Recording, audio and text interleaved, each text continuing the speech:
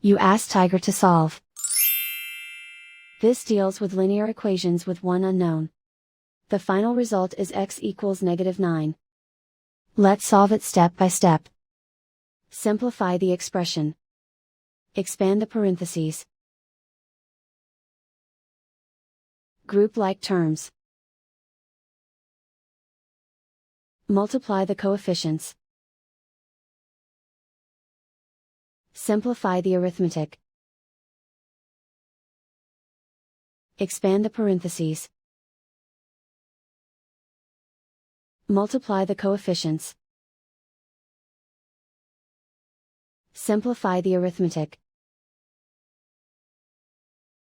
Group all x terms on the left side of the equation. Add 8x to both sides. Group like terms. Simplify the arithmetic.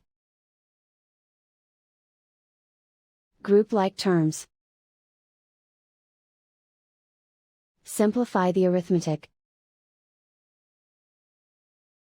Group all constants on the right side of the equation. Subtract 48 from both sides. Simplify the arithmetic.